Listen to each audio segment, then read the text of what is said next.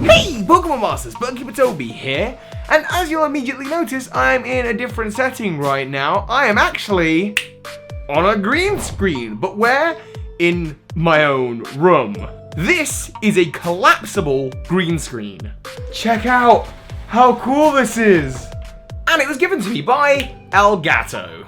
And Elgato are also offering you the chance to win a collapsible green screen through me. So thank you so much to them. Check out the link at the top of the description to go over to the Elgato website and see what they've got. They're great for streaming. I might be using this on streams. I might be using this in future videos. I have no doubt I'll find a use for it. I've actually made this video especially so that I can use a green screen for it. And thank you so much to the guys at Elgato for sending this out to me. And then you have a chance of winning it as well. Honestly, just leave a like and a comment on this video. At the end of the week, I'm going to choose someone to win the green screen. It's worldwide. You can get it anywhere. They're super cool, so if you're interested in streaming, in doing videos, you don't have maybe a good background and you just want to edit one in, then this is the thing for you.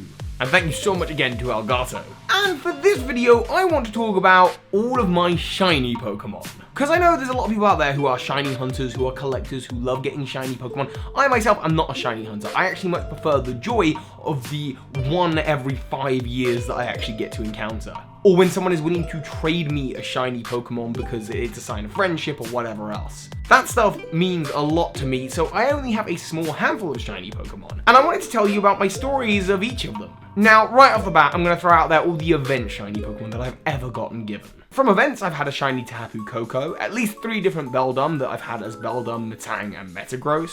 Shiny Giratina, Dialga, and Palkia, shiny Xerneas and Yveltal, shiny Gengar, which looks basically the same as regular Gengar, apart from in its Mega form, shiny Rayquaza and shiny Silvally, shiny Pichu, and shiny Charizard. Now, these have all come from events. There's also some shiny Pokemon that you can naturally encounter in games. I've had the red Gyarados of Johto probably about a dozen different times. On top of that, the black Haxorus from Black and White 2, an awesome prize for completing the game, as well as a shiny Gible that you get at the end of Black and White 2, which I evolved into a Garchomp and I used it a few times as a Mega. Its shiny Mega form is so cool. And then there's the shiny Pokemon that I've been traded by friends. These include a Stuffle, which is now a Beware, a Bibarel, a Goldeen that is now a Seaking, a Sandile that is now a Crocodile, and a Spritzy that I got on the GTS. And I know you're thinking, hang on, that might be hacked. Well, if it's on the GTS and they're looking for like a legendary Pokemon, if it was hacked, surely they would just hack in the Pokemon, so I'm gonna give that Spritzy a pass. Everything else I have a cool story behind, and we're gonna start with the number one that I actually can't show you because I don't have that game anymore.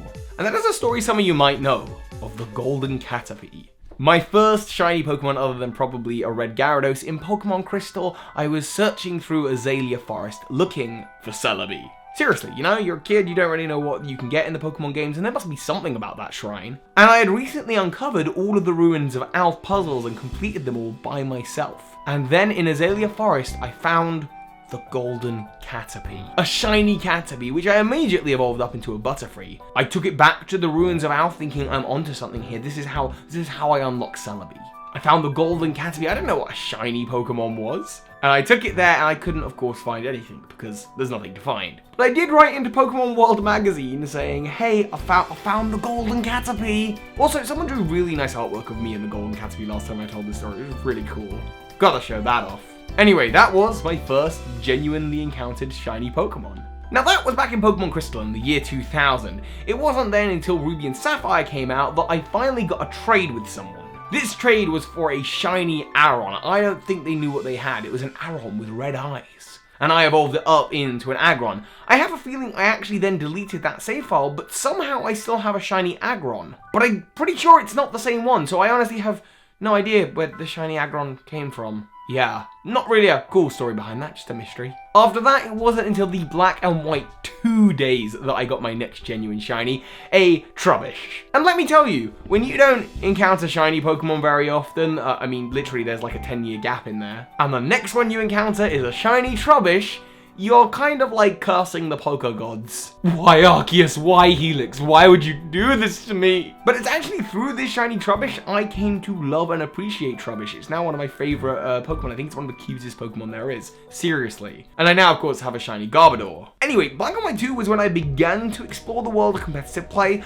It never really stuck for me, but when X and Y came out, I was sure that I wanted a competitive Greninja. And while hatching eggs, I went, I'm sure it's about time I got a shiny Pokemon. You could not have written it. As I thought that, a shiny Froakie hatched. So I restarted to play of Pokemon Y with that shiny Froakie, and of course it became a shiny Greninja. One of the coolest shinies to date. Following that, I had actually started PokeTubing, and I decided that I was gonna do it.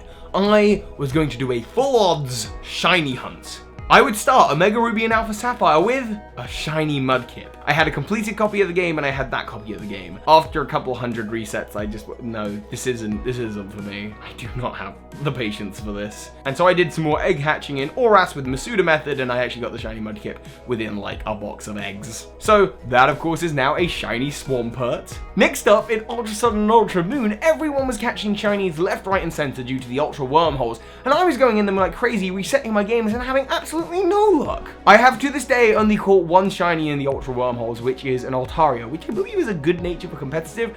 I'm probably never going to turn it into anything competitive, but it's just cool to know it's there. And at this point into my PokeTubing career, well, that was only the end of last year, and I had started streaming and I was like, well, hang on, at this point, surely I'll just get a shiny on stream. That's when I play most of my Pokemon. And the first one did happen, but in a very high odds stakes. In fact, a 1 in 16 chance in Pokemon Crystal when I got a shiny Pichu out of the Odd Egg. The Odd Egg gives a lot of people shiny Pokemon, so if I didn't get a shiny, I would have been a bit sort of miffed by it. And sure enough, shiny Pichu, a cool one to have, and now a shiny Pikachu in my Ultra Sun and Ultra Moon game. And finally, most recently live on stream while hunting for Hippopotas, there's a 10% chance Hippopotas appears and a 90% chance it's Geodude. Of course, I got the shiny Geodude. I'm actually not that overwhelmingly excited about this, but it was cool to get it on stream with a lot of you watching, and I was there with my friend Emi streaming at the time, so it's called Emble. And that is currently, to date, all of my shiny Pokemon. I know, you think I'm a PokeTuber, maybe I should have more. But no, that is all of them. For me, I love that though. I love that shiny Pokemon are a rare, really rare thing. Like at best, I'm gonna get one every couple of years. I don't need to get a shiny Living Dex, and mad props to those of you who do. Tell me, what shiny Pokemon have you got, of course, in the comments. And if you leave a comment and leave a like on this video, you have a chance to win a green screen. See, this is just green. And thank you again very much to Elgato for giving this to me and offering me the chance to give one away. So hi, Pokemon Masters. Thank you so much to those of you who are supporting me on Patreon. Because of you, we are now up to double uploads every single week. And of course, you can check the links in the description to come hang out in the Bug Keeper Toby Discord.